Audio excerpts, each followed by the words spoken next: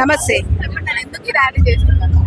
ఎందుకంటే యాక్చువల్గా ఇక్కడ ఇళ్లనన్నీ మూసి సుందరీకరణం అని చెప్పి మోసపూరితమైన ప్రభుత్వం, ఈ కాంగ్రెస్ ప్రభుత్వం ప్రజలని మోసం చేయడమే కాకుండా ఒక ఇల్లు కట్టుకొని నివాసితులైన ఇక్కడ ఎన్నో కుటుంబాలను సర్వనాశనం చేయడానికి కాంగ్రెస్ ప్రభుత్వం పూనుకుంది. మా డిమాండ్ ఏంటంటే ఈరోజు ఈ ర్యాలీ చేయడానికి ఏంటంటే మీ ఆలోచన విధానాన్ని మార్చుకోండి, కుటుంబాలని కాపాడండి, వాళ్ళ విలువలను కాపాడండి. ఎందుకంటే వాళ్ళ కష్టార్జితం ఎన్నో ఏళ్ల నుండి కష్టపడి వాళ్ళు రూపాయి జమ చేసుకొని ఇవాళ ఇక్కడ ఇల్లు కట్టుకొని ఉంటే ఇవాళ మూసి సుందరీకరణ అనే పేరుతోటి ఒక రియల్ ఎస్టేట్ దందా చేయాలని చెప్పి ఎన్నో కుటుంబాలని ఇవాళ రోడ్లపై నేసి వాళ్ళ ఏడుపులకి కారణమైన కాంగ్రెస్ ప్రభుత్వానికి నిజంగానే బుద్ధి చెప్పే విధంగా మేము ఈ ఇండ్లకి మా ప్రాణాలైనా సరే అర్పించుకుంటాం, కానీ వీళ్ళకి అన్యాయం జరగకుండా మేము చూస్తాము. ఎందుకంటే ఎంతో మంది కుటుంబాలు వాళ్ళ చిన్న పిల్లల్ని కూడా రోడ్లకు ఎక్కించిండు, పెద్దవాళ్ళని రోడ్లకు ఎక్కించిండు, ముసలాళ్ళని రోడ్లకు ఎక్కించిండు, ఎంప్లాయ్మెంట్ ఉన్న వాళ్ళని రోడ్లకు ఎక్కించిండు. ఈ మూసి సుందరీకరణ ఈవెన్ గాంధీజీ ఉన్నా కూడా ఇట్లాంటివి ఆయన ఎంకరేజ్ చేస్తాడా? ఆయన ఒక అహింసావాది, ఎక్కడైనా సరే అన్యాయం జరగొద్దు అని చెప్పి ఆయన పేరుని వాడుకొని ఇవాళ ఈ ప్రజలకి గాంధీజీ మూసి సుందరీకరణ అని చెప్పి మోసం చేస్తున్నాడు. నిజంగా ఇటువంటి దుశ్చర్యం ఇంత నాశనం చేసే ప్రభుత్వాన్ని ఈ కాంగ్రెస్ ప్రభుత్వాన్ని చూస్తున్నాను. ఇవాళ ఖమ్మంలో చూస్తున్నాము ఎంత రోడ్డు పైన పిల్లలు, ఈవెన్ డిపార్ట్మెంట్ వాళ్ళు కూడా కన్నీళ్ళు పెట్టుకుంటున్నారు. అంటే నువ్వు ఎవరు నిడిచిపెట్టినవరా నాయన? అక్కడ డిపార్ట్మెంట్ వాళ్ళని నిడిచిపెడతలేవు, ప్రజలను నిడిచిపెడతలేవు, పిల్లల్ని నిడిచిపెడతలేవు, అందరినీ రోడ్లకు ఎక్కించి నువ్వేం సాధించినట్టు? మేము ఏమంటున్నామంటే ప్రజలు నీకు ఒక గవర్నమెంట్ నిన్ను ఎన్నుకున్నారు, ప్రజల నమ్మకాన్ని వమ్ము చేయకు, వాళ్ళకి అవసరమైతే సాయం చేయి, అన్యాయం చేయకు, వాళ్ళ జీవితాలను నాశనం చేయకు, వాళ్ళ కుటుంబాలను రోడ్లకు నీడ్చకు. అదే మేము ఇచ్చిన 420 హామీలు నా కొడుకు ఒక్కటి కూడా ఫుల్ఫిల్ చేయడానికి చేత కాలేదు. అది చేతగాక ఇవాళ ప్రజల పైన ఏదో మిడిల్ క్లాస్ ఫ్యామిలీస్ ఇప్పుడు నేను ఏమంటున్నానంటే ఎంతో మంది ఉన్నారు కదా రిచ్ వాళ్ళు, వాళ్ళ పైన పడండి, ఫస్ట్ వాళ్ళని గెలకండి, దమ్ము లేదా? వాళ్ళకి చేత కదా ఏ కాడికి మిడిల్ క్లాస్ ఫ్యామిలీస్ని, మిడిల్ క్లాస్ ప్రజల్ని వాళ్ళని డిస్టర్బ్ చేయడానికే పూనుకున్నాడు. ఇది ఎంతవరకు న్యాయం అని చెప్పి రేవంత్ రెడ్డి గారిని నన్ను అడుగుతున్నాను.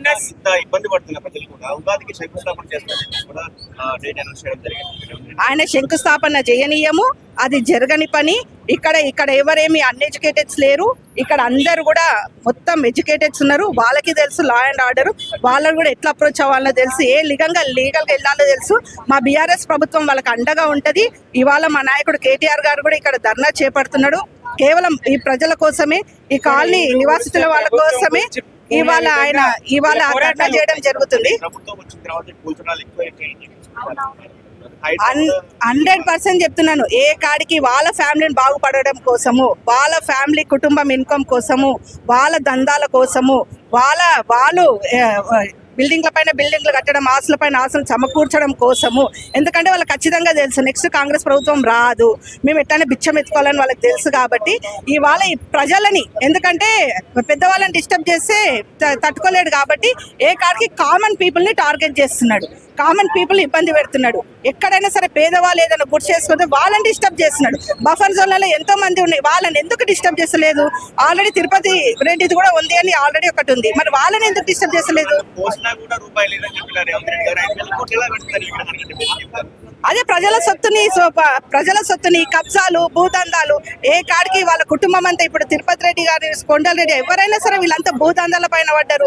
ఏదైనా 100 గజాలు కనిపించినా సరే కబ్జా చేసుకుంటున్నారు. ఏ కాడికి దోచుకోవడమే తప్పితే వాళ్ళు పెట్టడం అనేది ఇంతవరకు జరగలేదు.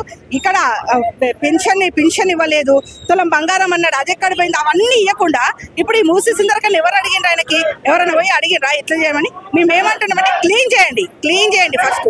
క్లీన్ అండ్ గ్రీన్ పెట్టడం ఇంపార్టెంట్, కానీ ఇళ్ళను గుల్లబెట్టి వీళ్ళ జీవితాలను నాశనం చేసి, వీళ్ళకున్న సోర్స్ ని నాశనం చేసి, వాళ్ళని రోడ్లకి ఈడ్చి చేసే ఏమి లాభం లేదని చెప్తున్నారు. ఇందిరమ్మ ఇల్లు ఇస్తానని చెప్పేసి, ఇందిరమ్మ రాజ్యం అని చెప్పి, ఇది ప్రజల ప్రభుత్వము, ప్రజాప్రభుత్వం అని చెప్పి ప్రజలకు నష్టం కలిగించే విధంగా, ప్రజల్ని ఇబ్బంది పెట్టే విధంగా, ప్రజల్ని రోడ్కిడ్చే విధంగా రేవంత్ రెడ్డి పాలన ఉన్నది. ప్రభుత్వం ఏం చేయాలి? ప్రజలకు అండగా ఉండాలి. ప్రభుత్వం ఏం చేయాలి? ప్రజలను శాంతి భద్రతలతో ఇవ్వాలి. ఇవాళ ప్రజలు మరి మూసి పరివాహంలో ఉన్నటువంటి ప్రజలందరూ కూడా ఇవాళ నిద్రలేని రాత్రులు గడుపుతా ఉన్నారు. ఇవాళ భయం గుప్పిట్లో వాళ్ళు జీవిస్తూ ఉన్నారు. ఏ అర్ధరాత్రి బుల్డోజర్లు వస్తాయో, ఏ అర్ధరాత్రి బుల్డోజర్లు ఇండ్లు కూలుస్తాయో అని వాళ్ళు భయపడుతూ బాధపడుతూ జీవించే పరిస్థితి ఎందుకు కల్పించిండు? మూసీ సుందరీకరణ అంటే ప్రజల ఇండ్లు కూల్చి చేయాలా? మూసీ ప్రక్షాళన అంటే ప్రజల్ని రోడ్డున పడవేయాలా? ఇదా అభివృద్ధి? విధ్వంసం చేస్తూ అభివృద్ధి అనడం ఏంది? ప్రజల్ని ఇబ్బంది పెడుతూ ప్రజాపాలన అనడం ఏంది? నాడు ఇందిరాగాంధీ కాలం నుంచి కూడా రోటీ మకాన్ కప్పడా అని చెప్పేసి కూడు గూడు గుడ్డ అని చెప్పేసి ఇవాళ గూడు కూల్చేటువంటి కుట్ర ఎందుకు రేవంత్ సర్కార్ చేస్తుంది?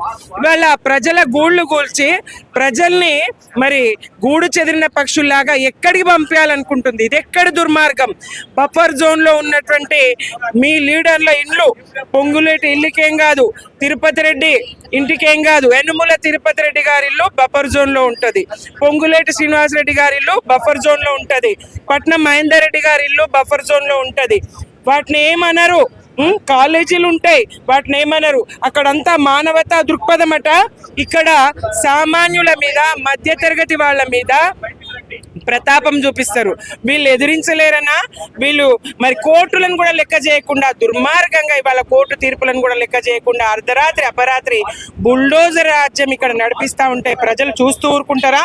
ప్రజల పక్షాన బీఆర్ఎస్ ఉంటది, ఈ ఇండ్లకు కాపుగా బీఆర్ఎస్ ఉంటది.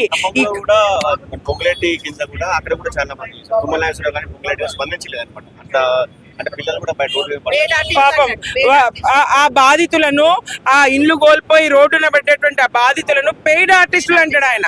ఆయనకు మరి ఏం పే చేసిండో, వాళ్ళకు ఏం పే చేసి అక్కడ ఉంచిండో? పొంగులేటి ఒక వాల్ క్లాక్ ఇస్తే సరిపోయిందా? పెయిడా? మీరు ఇంట్లో పెట్టుకోమని వాల్ క్లాక్ ఇస్తే టైం చూసుకుంటామని పెట్టుకున్నారేమో. మీరు ఇట్లా ఇండ్లు కూలుస్తారు, ఆ వాల్ క్లాకే వాళ్ళ కొంప ముంచుతుందంటే వాళ్ళు బజార్లో పడేసే వాళ్ళు, మీ నుంచి తీసుకునే వాళ్ళు కాదు పొంగులేటి గారు.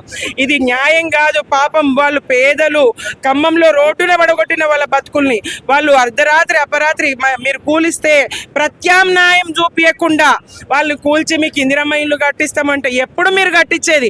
ముందు కేసీఆర్ గారు ఎట్లయితే డబుల్ బెడ్రూమ్లు కట్టిండ్రో పేదల కోసం, అట్లాంటి వాళ్ళ కోసం మీరు ఆ నిర్మాణం చేసి, ఇందిరమ్మ ఇల్లు నిర్మాణం చేసి ఆ 900 కుటుంబాలకు 900 ఇండ్లు ఇచ్చి మీరు అక్కడ కూల్చాల్సింది. అక్కడ మీరు ఏమైనా రియల్ ఎస్టేట్ వ్యాపారం చేసుకుంటాము, భూదందాలు చేసుకుంటాము. పాపం వినోబా భావే గారు పాదయాత్రలు చేసి సంపన్నుల నుండి సాధించి పేదల కోసం సాధించినటువంటి ఆ భూమిని మీరు కమర్షియల్ గా వ్యాపార కేంద్రంగా మార్చుకుంటామంటే కనీసం వాళ్లకు ప్రత్యామ్నాయం చూపించాల్సింది కదా. అక్కడ అట్లా, ఇక్కడ ఇట్లా, ఇక్కడ ఈ పరిస్థితి. హైదరాబాద్ లో మూసీ ప్రక్షాళన పేరుతో ఎక్కడన్నా నిర్మాణం జరిగిందా? విధ్వంసం తప్ప. రేవంత్ రెడ్డి పాలనలో పేరు ప్రజా పాలన, తీరు ప్రజా కంటక పాలన. ప్రజలు తిరగబడతా ఉన్నారు, ప్రజలు బాధపడతా ఉన్నారు, ప్రజలు నెత్తి నోరు కొట్టుకుంటున్నారు. ఇదేం పాలన? ఇది ప్రజా పాలన ఎట్లయితది? ప్రజల్ని స్థాయిలో వాళ్ళు ఇచ్చినటువంటి హామీల సంగతి దేవుడెరుగు. వాళ్ళు ఇచ్చినటువంటి 420 హామీలు, 6 గ్యారంటీలు ఇవి అమలు చేసుడు తర్వాత సంగతి. ప్రశాంతంగా ఇంట్లో పడుకోనియడం లేదు. ఇల్లు ఎప్పుడు కూలుతుందో అని ప్రజలు భయంగా భీతిల్లే పరిస్థితి. ఒక భీతావా పరిస్థితులు ఎందుకు తీసుకొచ్చినావు? మరి రాత్రింబవళ్ళు వాళ్ళు ఏ రాత్రి బుల్డోజర్ వస్తుందో, ఎప్పుడు ఇల్లు కూలుతుందో అని భయపడే పరిస్థితి ప్రజలకు ఎందుకు కల్పిస్తున్నావు రేవంత్ రెడ్డి? ఎస్, కేసీఆర్ గారి హయాంలో కూడా ఏ పేదల ఇల్లు కూల్చలేదు. పక్కనే మధురిడ్జ్ అపార్ట్మెంట్ అక్రమ అనుమతులు ఇచ్చిండ్రు బీఆర్ఎస్ వాళ్ళు అంటారు. మధురిడ్జ్ అపార్ట్మెంట్ సమైక్య రాష్ట్రంలోనే నాటి నల్లారి కిరణ్ కుమార్ రెడ్డి సమయంలోనే 12 ఏళ్ళ మరి 2012లోనే దానికి అనుమతులు ఇచ్చిండ్రు. మరి మేమిచ్చిన అనుమతులు కాదు కదా. దాని మీరు మరి అధికారుల మీద ఏం చర్యలు తీసుకుంటారు? ఆ ప్రజా ప్రతినిధుల మీద, ఆ ప్రభుత్వం మీద ఏం చర్యలు తీసుకుంటారు? శిక్ష అందరికి ఉండాలి కదా. ఎందుకు ఈ ఇండ్లు డబ్బు పెట్టి కొన్న వాళ్ళనే ఎందుకు శిక్షించాలి? ఎందుకు ఇండ్లు కూల్చాలి? ఆ ఇండ్లకు అనుమతులు ఇచ్చినటువంటి ప్రభుత్వాలను, ఆ ప్రభుత్వ అధికారులను కదా ముందు చర్యలు తీసుకోవాలి. బీఆర్ఎస్ మరి ఇండ్లు కూలే ప్రతి ఒక్కరి పక్షాన బీఆర్ఎస్ ఉంటది, మూసీ బాధితుల పక్షాన బీఆర్ఎస్ ఉంటది. నువ్వు సుందరీకరణ ఏ రకంగా చేస్తావో, ఒక ఇల్లు కూల్చకుండా మూసిని ఏం చేస్తావు, వచ్చాయి కాళేశ్వరం కూలేశ్వరం అంటావు, అదే కాళేశ్వరం నీళ్ళతోని మూసిని ప్రక్షాళన చేస్తా అంటావు. నిన్నటి మాటకు ఇవాళ మాటకు పొంతననే ఉండదు, మాట్లాడేది ఒకటి, చేతలు చేసేది ఒకటి. ప్రజలన్నీ గమనిస్తా ఉన్నారు. వాళ్లకు కాపలాగా మేము పహారా కాస్తాం. ప్రజల పక్షాన బీఆర్ఎస్ పహారా కాస్తుంది. ప్రజల ఆస్తులకు నష్టం కలగకుండా, ప్రజల గూడు చెదరకుండా, వాళ్ళ ఇండ్లు కూలకుండా న్యాయ పోరాటం బీఆర్ఎస్ చేస్తుంది. మేము బుల్డోజర్ కడ్డు నిలబడతాం. ఎట్లా వస్తావో రా రేవంత్ రెడ్డి అని మేము నిలదీస్తున్నాం, మేము ప్రశ్నిస్తున్నాం. పేదల పక్షాన బీఆర్ఎస్ ఉంటుంది, బాధితుల పక్షాన బీఆర్ఎస్ ఉంటుంది, ఇండ్లు కోల్పోతున్నటువంటి ప్రతి ఇంటి వారి పక్షాన బీఆర్ఎస్ ఉంటుంది. ఎవరిని బాధపడనివ్వం. పాపం ఎంత మద్దతుగా రాజకీయ పార్టీలు ఉన్నా, ఎంత మద్దతుగా బీఆర్ఎస్ ఉన్నా, వాళ్ళ భయం వాళ్ళకు ఉంటుంది. అరాచక పాలన నడుస్తూ ఉన్నది కదా రేవంత్ రెడ్డి పాలన. ఏ రాత్రి వస్తాడో, ఎవరు ఉంటారు, వీళ్ళు శని ఆదివారాలు వస్తారు, కోర్టుకు సెలవు దినాలు వస్తారు, కోర్టు చెప్పినా వినరు, కోర్టులను లెక్కను చేయరు, చట్టాలను లెక్క చేయరు. అట్లాంటి దుర్మార్గపు పాలన నడుస్తూ ఉంది కదా. మాకెవరు రక్షణ అని ప్రజలు బాధపడుతూ నెత్తికొట్టుకునే పరిస్థితి, ఏడ్చే పరిస్థితి రాష్ట్రంలో నెలకొన్నది. ఇది దారుణం. బీఆర్ఎస్గా మేము ఖండిస్తూ ఉన్నాం.